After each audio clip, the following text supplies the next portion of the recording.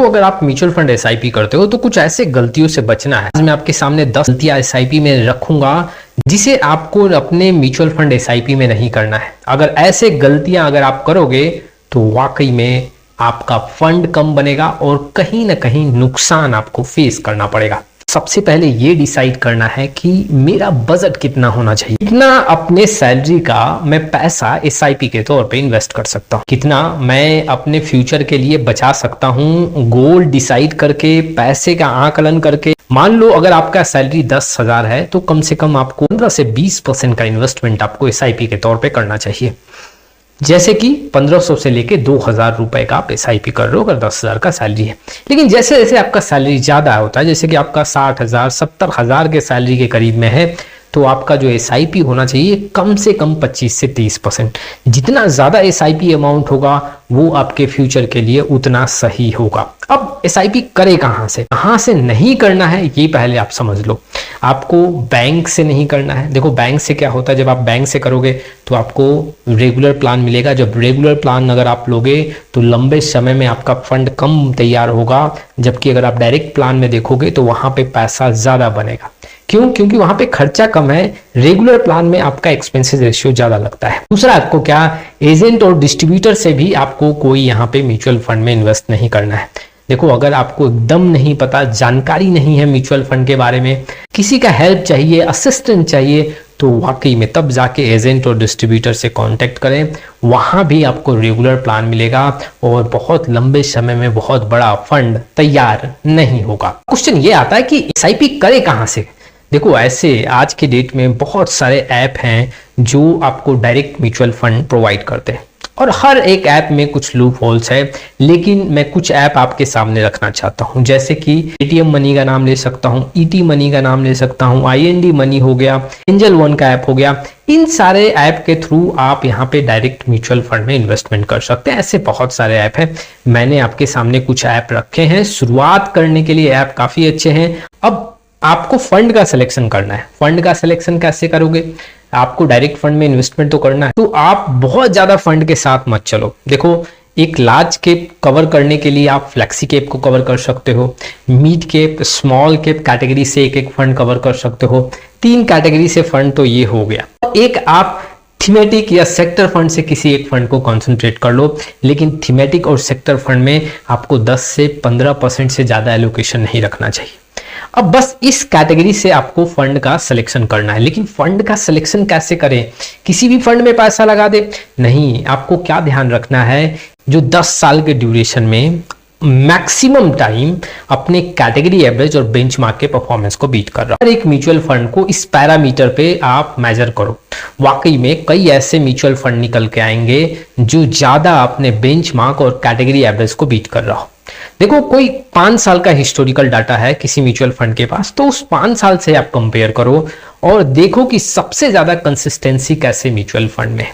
देखो आपको ऐसे म्यूचुअल फंड का चयन नहीं करना जो 1 साल 2 साल में नंबर 1 के रैंकिंग को मेंटेन कर रहा है, वो बाद में पिछड़ भी सकता है। आपको कंसिस्टेंसी देखना है, लेकिन ये भी ध्यान रखो कि देखो जो पास्ट परफॉर्मेंस है और जो हिस्टोरिकल डाटा है वो किसी भी म्यूचुअल फंड का फ्यूचर नहीं डिसाइड कर सकता, लेकिन हमें कुछ हद तक अंदाजा पता चल जाएगा कि एग्जैक्टली फंड मैनेजर का काम करने का तरीका कैसा है, ऐसे फंड में कंसिस्टेंसी कैसा है, डाउन साइड प्रोटेक्शन कैसा है।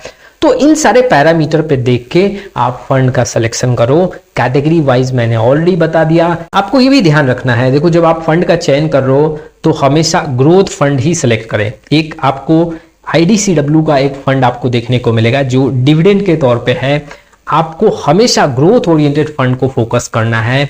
मैं ऐसा क्यों बोल रहा हूं? काफी यंग है इन्वेस्टर, उनके लिए पैसा ग्रो करना जरूरी है, ना कि डिविडेंड के तौर पे आपको कुछ पैसा यहाँ पे चाहिए। देखो जो डिविडेंड के तौर पे पैसा आता है ना, नहीं करेगा, आप उसका यूज कर लोगे, एक्सपेंसेस कर दोगे कहीं, वो खत्म हो जाएगा। लेकिन जो ग्रोथ बेस्ड फंड है वहां पे आपका जो डिविडेंड आएगा वो आपके NAV में ऐड हो जाएगा और वो ग्रो होता जाएगा और आपके लिए काफी बेनिफिट है लंबे समय के लिए। देखो आपको ये भी ध्यान रखना है कि पोर्टफोलियो ओवरलैप ना हो।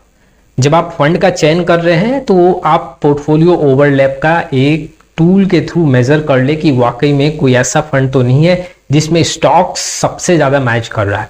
अब उसके लिए आप गूगल पे जाके सर्च करो पोर्टफोलियो ओवरलैप। आपको बहुत ऐसे वेबसाइट मिल जाएंगे जहां पे आप जाके और 2 से 3 म्यूचुअल फंड का नाम जब आप ऐड करोगे, ऑटोमेटिक कितना पोर्टफोलियो ओवरलैप हो रहा वो आपको डाटा दिख जाएगा। तो वैसे फंड का चयन भी नहीं करना है जिसमें काफी ज्यादा स्टॉक्स मैच कर रहा हो। देखो लॉन्ग टाइम में मान लो कोई स्टॉक्स पे आपका ज्यादा एलोकेशन है और वो स्टॉक्स चल ही नहीं रहा, तो ओवरऑल आपके म्यूचुअल फंड को वो डैमेज करेगा, वो आपके म्यूचुअल फंड पोर्टफोलियो के टोटल रिटर्न को नीचे लेके आएगा। अब जो अगला पॉइंट है, डाइवर्सिफिकेशन के साथ जाना है। किसी भी एक कैटेगरी पे आप 3 से 4 फंड सेलेक्ट नहीं करो, यहाँ पे कोशिश करो कि कम से कम एक फंड हो एक कैटेगरी से।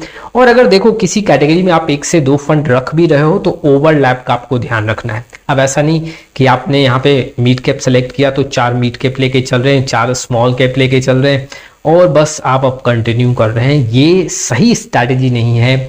आपका जो फंड का सिलेक्शन होना चाहिए मैक्सिमम किसी एक कैटेगरी में अगर फोकस करो तो 1 से 2 करो। हाँ, अगर आप रिस्क के लिए तैयार हो, आप चाह रहे हो कि नहीं मुझे स्मॉल कैप में ही पैसा लगाना है, तो वो आपका कॉल है। अब देखो जब आपका इन्वेस्टमेंट स्टार्ट हो जाए तो कई बार ऐसा आपके साथ हो सकता है कि बैंक के थ्रू कॉल आए, कोई एजेंट या कोई कंपनी आपको कॉल करे कि आप किसी यूलिप में इन्वेस्ट कर लो या फिर कोई मनी गारंटी प्लान में इन्वेस्ट कर लो। देखो ऐसे प्रोडक्ट से अभी आपको बच के रहना है। शुरुआती दौर में जब आप इन्वेस्टमेंट करते हो तो ऐसे प्रोडक्ट में आपको बहुत ज्यादा पैसा नहीं बन सकता। आपको ऐसे प्रोडक्ट से अभी बच के रहना है, ऐसे प्रोडक्ट में अभी इन्वेस्टमेंट नहीं करना है।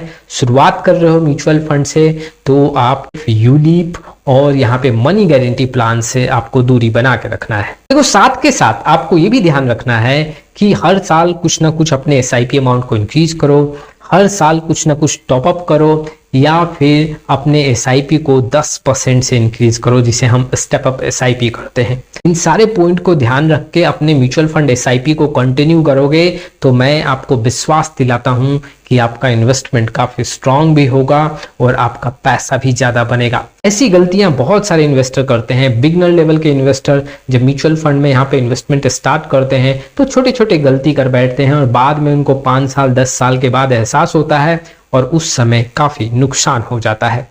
आपका क्या कहना है ऐसे पॉइंट्स को लेके कमेंट बॉक्स में आप जरूर आए। अगर आपका कुछ और कंफ्यूजन हो, जी हाँ, इस वीडियो से इस कुछ क्वेरी आपके माइंड में आया हो तो आप कमेंट बॉक्स में क्वेरी जनरेट कर सकते हैं। फिर मिलेंगे एक नए वीडियो के साथ, तब तक के लिए जय हिंद जय भारत।